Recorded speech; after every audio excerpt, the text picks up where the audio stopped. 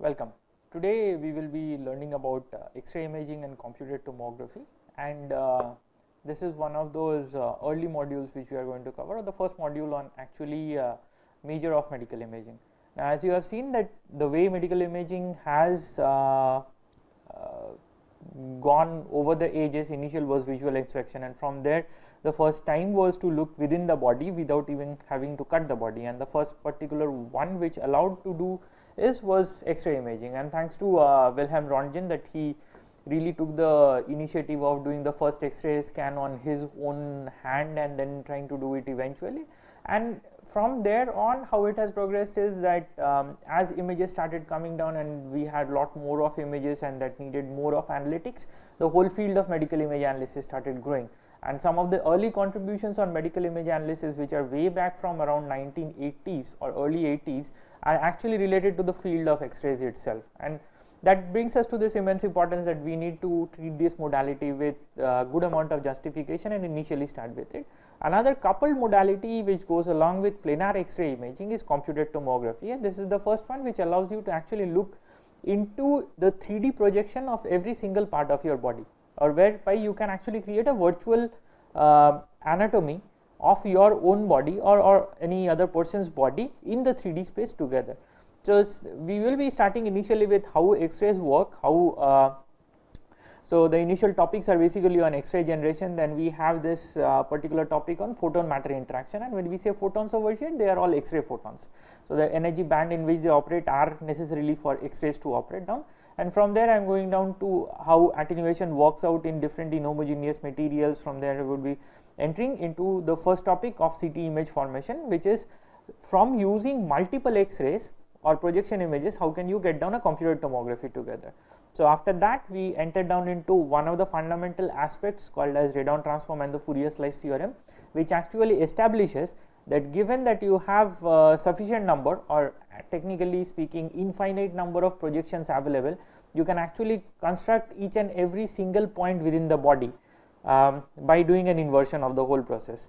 From there practical CT instrumentation, how does a device look like, how does it work like, and from there I will be entering into certain principles of reconstruction, because although I said that in theory it is possible that you have infinite number of samples and then you can do it, but in practical situations you will never get an infinite number of samples, you will always have a finite number of samples. So reconstruction is a specific mathematical framework which allows you to have the same sort of a signal retrieved or same sort of a resolution of image retrieved, given that you have much lesser number of samples than what you would be requiring over there actually. So let us start with the basics over here. The first part is on X-ray generation. So how it works out is, this is a bit of those first year engineering level physics where you had studied for X-rays at any point of time. So I will just be giving you a very brief summary and a very fast walkthrough of what happens over there. So actually you will be having some sort of a thing called as an X-ray tube, and this is the source from where an X-ray is generated. Now since it is not basically optical photon, so unlike your LED lights or your tungsten filament lamps where you just pass down electricity and it is directly generated, over here it is through an indirect process. So over here what is happening is, you basically have a cathode over there which is heated up, and then you have lot of electrons which are just flowing out. Now as these will be going and moving towards this anode, which is the positively charged surface, they would be striking this anode. Now as it strikes over there, it will be emitting X-rays, and generally these X-rays come down in a path which is different from the path in which it is coming. And to make it even simpler, that I want a exit path coming over there, because I wanted to focus at some different part of the body. So there is basically a 45-degree inclination angle over there. So now if you have something striking it at 45 degree, you will get it reflected, and then the angle between this reflected and the incidence ray is 90 degree. So that is how you get an X-ray coming out over there. But the other difference is that unlike say lasers, they are not a very concentrated beam, but it is a very divergent beam which is coming out over there, which actually has an advantage to our case, because now we can actually create very easy magnifications coming out of it, and again since it is emitted from one single point, so it behaves as if a point source of light which is emitting isotropically in all directions. So you put down an object over there, you get a magnified view on a film which is placed behind it. So an X-ray is generally generated when say this electron either gets absorbed within the nucleus, so that's a highest energy of X-ray which is possible to be generated, or the other one is that it just slows down while passing down through this atom. So necessarily this electron will get slowed down only when it strikes a very heavy metal, otherwise it is not going to get slowed down. It has to pass down through multiple number of valence electrons layers over there, and only then it can slow down. Now since its kinetic energy is slowing down, so this difference of the energy has to be dissipated in some way, and that is basically a unit of X-ray photon which is dissipated over there. Now what happens is, how it is guided is through this one. So say that you have a electric so say basically the electron is travelling at a velocity of v, and that is again due to the electric field u over here. So the total kinetic energy of this one is basically the electric field times the charge of the electron over there. Okay. Now it's, if it is perfectly absorbed over there, then everything is supposed to be emitted in terms of a particular X-ray photon which has a wavelength of lambda minimum, okay, or which will specify, which will actually correspond to the maximum energy of the photon which is. So if you have the minimum wavelength, you have the maximum energy, that is how it is related, because it is inversely proportional. So this will have the highest frequency, minimum wavelength, and the highest energy coming out if say everything is absorbed over there, or if it is partially absorbed, then the value of the actual X-ray photon energy is much lower than E minimum, E maximum over here. So the wavelength over here will be something more than the lambda minimum wavelength over there. Okay. So as a result, what you will have is, say that it strikes at any point of time. So over here we have something with tungsten body over here.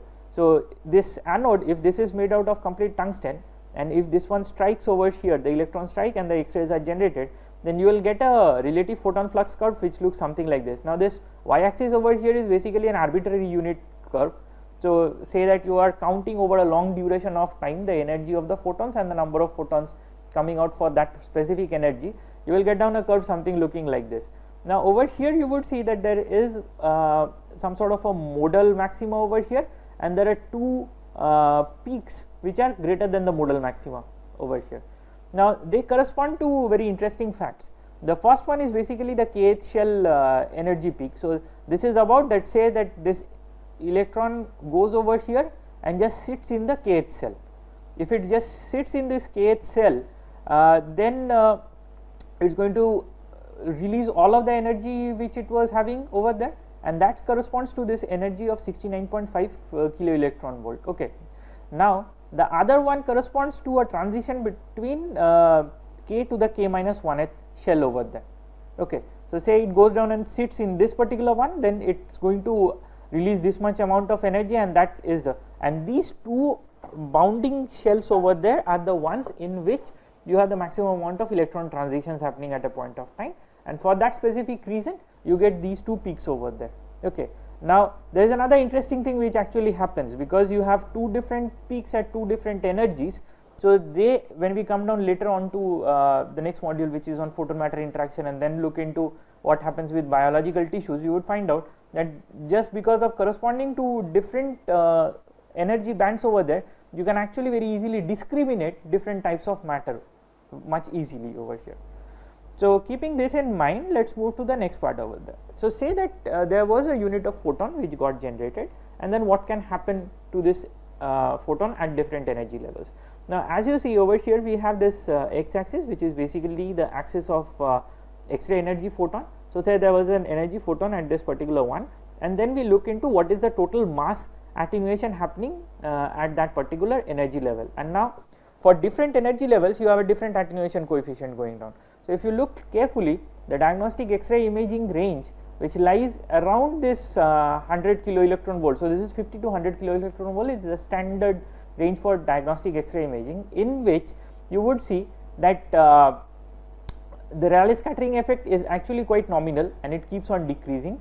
You would see that the photoelectric effect is also quite nominal and keeps on decreasing, and the maximum effect which takes place is actually a Compton scattering. Okay. Now interestingly, since you have this Compton scattering and no effect of the pair production coming down over there, so this is something which will be used in molecular imaging, which we will be studying later on as to what happens with this pair production. That is also another interesting way of doing it. So here it is just the Compton scattering which dominates over here, and most of your effect is due to the Compton scattering within the tissue energy over there. And then the whole stuff over here builds up something like this, that if your photon gets and absorbed heavily, so that's due to some heavy metal compounds over there. So you can look into them. Now we will come down to what in the body is sort of a heavy material which will have a higher Compton scattering, and what is not a heavy material which does not have that much of a higher Compton scattering. So cumulatively, including all of these effects together, this is the kind of a graph you will be getting down for energy absorption at different energy levels over there. And as you see that if you have much higher energy, your absorption coefficients actually go much lesser than 1, and they are tending towards 0.1 or even lesser than that. That is why very high energy X-rays are not something which are very fruitful for diagnostic imaging. You need very low energy X-rays over there. And the other problem is that if it is say very low energy X-ray, something around over here where it is just 10 kilo electron volt, then you will just be having a dominance of this photoelectric effect over there, and so it is not actually going to emit out any photons which go out. So most of it is just going to produce electric fields over there. So that's why we cannot use very low energy X-rays in any way for diagnostic imaging, and this is the ideal zone where we would like to have it. So typically, as it passes down through matter, you will see that it's guided by this sort of a decay equation. So what it matters is, say that at a particular point x, if there is a small volume over there which is called as dx, okay, in space, then the amount of photons which are absorbed over there, so this differential amount of X-ray photons will be absorbed over there, and that is proportional to this absorption coefficient mu times the actual density of photons which are arriving over there. Now if you solve out this equation, what would end up is that you get that, say there is a small length which photons have traversed, and say this is called as L, then the total amount of photon energy which was absorbed in this zone L is actually equal to the product of the number of photons which are incident onto this length L over here, and then exponential times of negative of this log decay, and this mu over here is basically the decay coefficient. So as it passes through a longer length, for a shorter decay coefficient, it would have the same amount of attenuation as, say, for a shorter length for a higher decay coefficient. So mu L together is something which guides the whole attenuation which comes over there. So if we look into for certain very standard materials, you would see that in air it basically has the least attenuation coefficient, and that's why basically for over here you would see that when you are going to do an X-ray imaging, you basically have the source, you are standing in front of the source, and behind you is the detector, and nothing is placed in any kind of a close proximity. You can have a good amount of segregation and separation between them, because air is not going to do any sort of an attenuation. For water it is about 0.214, for blood it is 0.41, which is very close down to water as well. Adipose tissue or the subcuticular fat which you have, so just the fat below your skin, that has the least attenuation amongst everything in the present in the body, and the maximum attenuation is something which is caused by compact bones. Okay, so bones of the major bones within your body, and if you look through them, you would see that the compact bones cause almost twice or even more attenuation than blood and water and brain or muscles together. Okay, and that's the reason when you have this sort of a chest X-ray coming down, your bones are always brighter. Okay, now the point is, I also see this part bright. Now this part over here, which is my lower abdominal, which is my upper abdominal part over there, so this is just below the diaphragm of my chest. So these are my lungs, this is where my heart is present, and this is where my whole gastric cavity is present. Now most of our gastric cavity is made out of adipose tissues and muscles together over there, and although you have a lower attenuation coefficient, but the total length which the X-ray has to traverse, which is the width of your body, so if you are somebody who is a very healthy person, then you have a much wider width which is to be covered, so your total attenuation over there is high. That's why you would see that whatever is the attenuation for the bones, say for your rib cage and for your arm bones over here, for your collar bones, the same kind of an attenuation is also reflected over here. So from one projection X-ray you can definitely never make out that whether this is a bone or this is some other structure. until and unless you have a very good understanding of the anatomy. Just looking at the grayscale intensities, it's not possible to do that. Now from there we enter into something like very interesting. So I have been speaking out about all of these homogeneous media till now. Now say that it is passing down through some heterogeneous media, then how will you do it? So say there are so let us take this particular equation. Over here what you have is basically there are 3 different blocks which have 3 different attenuation coefficients, mu1, mu2 and mu3, and each of them have 3 different lengths as well, L1, L2 and L3. Now if we look through that, your total attenuated X-ray, which is N3, which comes out over here, is something which is guided by this sort of an equation form. Okay, this is for my linear understanding over there. Now the question is that if I don't have this sort of a thing, because in our body we cannot divide it into piecewise blocks in any way. What I have is just a continuous function over space. Okay, if that is so, then I can write down my continuous function of attenuation on space as say mu of sigma, and any point in space called as with sigma with a volume of d sigma. Okay, and a particular line which the X-ray follows over there is given by this line equation S. Okay, if that is the situation, then this is what will be my total attenuated value of X-ray which is coming out at the detector. Now given that I know N0, which is my X-ray intensity originally, which is coming out from my X-ray tube, and I know that because I know what is the kilo electron volt of X-ray. So what is the total kilovolt of potential difference I am creating between the cathode and the anode, that will give me my total energy over there. From the total energy I can fit it out actually onto my curve over there and find out which are the 2 basic bands of X-rays which are coming down and what will be the relative intensities between them. So once I know this one, I will be able to solve this one out.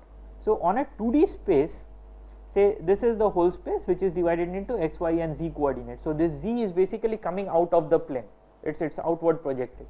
In that case, my image, the intensity of my image, which is I x comma y, is basically proportional to the exponential of negative of this whole quantity over there. Okay, so that's how you will be able to create this sort of an image coming down over here. Okay, now one curious question which a lot of people ask is that if this is the situation, then mu of sigma xyz dz, so this mu is much higher for my bones. Okay, so e to the power of minus of something high value is actually a much lower value.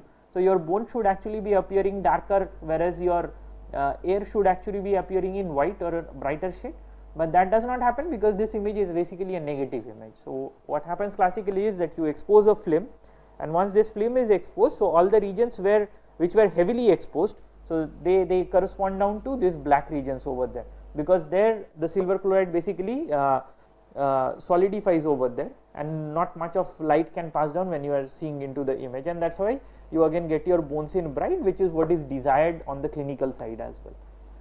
Now from this, having known this one and the total attenuation along a line, we take all of this information together in order to get our new modality which is called as computed tomography. Now look into one thing, that say you had this object over here and you had a bony structure called as B over here, and then I had my X-ray source and I was projecting it onto this film where it has casted this small amount of white region which is C. Okay, now in the other scenario, say this B is moved down and B is made even bigger. Okay, so the radius of this B is much smaller than this B over there, but still I would see that it is going to cast down the same amount of shadow over here, and for that reason, just by looking at C, you will never be able to discriminate as to what is the total thickness of B and where is B located in space. You just know that it is, you can just resolve along this direction, but you cannot resolve along this direction in any way. And now computed tomography comes out with that particular idea that I need to be able to resolve along both the directions over there together. Now say this, since this is a film, the C is a film, so that's obviously a 2D structure which is orthogonal to the plane of the screen present over here. So you can discriminate anything which lies on the plane of the film. So anything on this one is easily discriminatable, but anything which lies just in this particular plane, which is the line along which X-ray is passing, you are not able to do until you get down 2 different projections over there.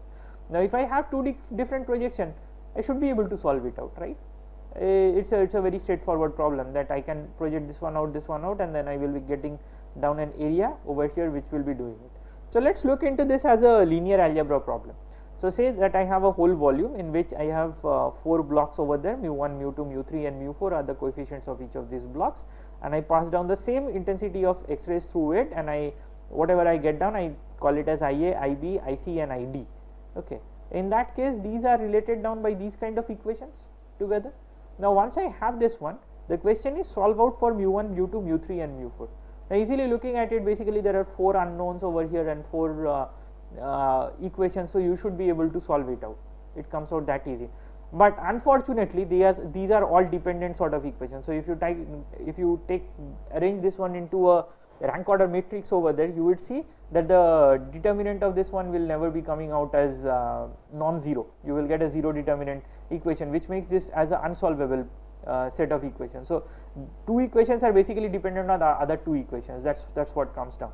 So if you do IA plus IB, you will get the same as IC plus ID.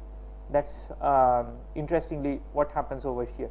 Now the problem is that we basically have n number of unknowns to solve over here, and we will need some n square number of equations instead of 2n number of equations which we are getting over there. Since this is just a 2 cross 2 block, so it becomes hard to realize. Now if you increase this one to say make it a 2 cross 3 block over there, so then we will be having basically 6 such unknowns, and we will need 36 sets of equations, whereas if we are taking just 2 projections, we are going to get down only 12 set of such equations coming down over there. Now from that we will never be able to make out the whole problem. So instead of that, what we want to do is something like this. So say that I have my whole body over here which has different attenuation coefficients at different spots, and I have my X-ray source such that I can actually align my X-ray source in some way. Okay. So there can be a theta alignment which goes down along this X-ray source, and I have my detector over here.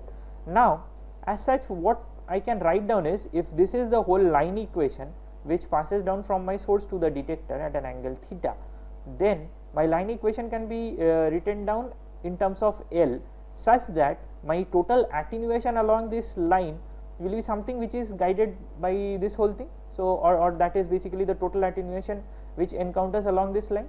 Okay. That thing interestingly is also called as radon transform according to the classical notations of projection geometries as well. Now what this radon transform does is basically it integrates all values which come along a particular line. It's just a whole line integral. Now since this line is defined by rho and theta, so rho is basically the distance from this point to this point, and theta is the rho is the distance from the origin of the coordinate system to my line, and theta is basically the orientation at which my line is. So if I draw another line, say this one, that is also at a distance rho, but then my theta is different for that particular line. Or say that I have a line which is casted parallel to this line, I have a different rho but the same value of theta coming down, and there will be different entries over there. Now somehow if we have this equation, it should definitely be possible that if I am able to invert my radon transform, I will be getting down my mu s. That's what it says. So if that is the scenario, then let's look into something like this. Say that I have a line which is parallel to the y axis. Okay. So this px over here is just a line which is parallel to the y axis. So your rho can be any value, but theta is always going to be 90 degree as such. And then let's look into what is the total integration along this one, and this is what it's going to stand over there. Now if that's the scenario, let's look into the Fourier transform of this of this quantity called as px. So px will be something which varies along x. So you have a 1D signal sort of acquisition along x, and then I want to take the Fourier transform of this 1D signal acquisition over there. So the Fourier transform will again be another integral with e to the power of minus j 2 pi ux, where u is the frequency along the x direction. Okay. So this is what comes out by taking down the Fourier transform along that one. Now from there we can actually generalize and come out to an idea that say that line is rotated at any particular angle theta. So my Fourier transform will appropriately be rotated over there as well, and then it's translated by a factor called as w on the frequency domain itself. Okay. So if that is the scenario, then in total I get something like this one, which is the Fourier transform of my projection at an angle theta and w. So w corresponds to that rho factor which we have over there the actual projection line equation. Okay. Now on the other side of it, say that I have this mu xy together given down, and I want to take only the Fourier transform of this whole image together over there. Now for that one, I would be interestingly, you would see that both the Fourier transform look amazingly equal to each other, and this actually allows us to have some sort of an invertibility, which says that if I am able to just do a inverse Fourier transform of my Redon transform over all the of the Fourier transform of Redon transform, I should be able to get down these mu xy's as well in 2D space, and that is why just doing a inverse of the Fourier transform of my recordings, I should be able to get down my CT as well, and that is what happens in a CT reconstruction basically. So now that we have known the math, the next part where we need to understand is the instrumentation of how to acquire these images. Now one particular point is, we were solving all of these in terms of that there is one line which is joining the source to the detector, but then in just the previous slides we had seen that for an X-ray it produces a very divergent beam, it is not a very focused single beam which comes out. Now if it is divergent, obviously it is not going to be one single one where you place one detector array and do it, but the best way is basically you can place an array of detectors and each has a different line equation which is being solved out, so that you get the whole projection coming down to you. Okay, this you can do it on the 2D space, and now what you will have to do is basically keep on rotating this pair of source and detector array. So it keeps on rotating in this way, and you will get down multiple projections in which you are going to get the whole thing, and then from each of these projections you can actually backtrack and iteratively reconstruct your whole object. So that comes down into the CT reconstruction, which we are eventually going to do. Now for any kind of a CT image, we do not generally represent it in terms of the mu xy's, but it is normalized by whatever is the attenuation for water, and that is defined as a Hounsfield unit. Now this is the unit in which all CT images whichever you are going to ever deal with will be shown down. So now commonly for certain of these tissues you have something like this. So fat has a Hounsfield unit somewhere in -200 to -50, and that is for the reason that fat has a attenuation which is lower than water, that is why you get a negative number over there. And and contrast agents or bones, contrast agents have a value which is higher than 3000, bones have a value between 80 and 3000. So contrast agent has something like metallic suspended particles which offer attenuation which is much higher than bones. So for blood you have between 40 and 60, for liver you have between 20 and 50. So from this one you can easily make out that on a CT image the brightest of the structures will be bone and contrast agent, and the darkest of the structures will be fat which have a negative. And unlike to your 8-bit integer images where you have just positive numbers, these in 16-bit representations are basically signed number representations. So you have negative numbers, you have positive numbers as well, because Hounsfield unit varies between negative and positive in together. So for brain, around the range of 30 is grey matter, around the range of 40 is white matter, and that's for that reason it is very hard to discriminate between grey matter and white matter so easily in the CT itself, because you have a very low contrast window coming down between grey and white matter. So now that this is your instrumentation, the next part is obviously to look at to how this reconstruction framework works out. So what we have is we assume that your whole object which is being imaged is divided into some sort of a grid of different points, and each grid point over there has its own attenuation. Okay. Now say that there is a whole beam which is passing through this one, we will be looking into what is the projection over there and what is the total Redon transform. And now using all of this, it is basically a set of linear equations which just have to be inverted and filled up within this grid, and then you can eventually solve out. So one way of doing it is by the Fourier transform way, which is also called as filtered back projection. So what it does is, at one particular projection you backtrack this whole thing, so you basically get down the inverse of the Fourier transform of this one. Now what you have to do is you have to smear it back into this length of the line, and then you take all of the multiple projections over there and keep on subsequently smearing them back, and together at the end of reconstructing using all of these projections you will get down your whole image, which will be looking something similar to the actual attenuation map which was supposed to be there at every different place. Now the downside is obviously, since it is in the Fourier domain, so you have a higher computational complexity associated with Fourier domain processing.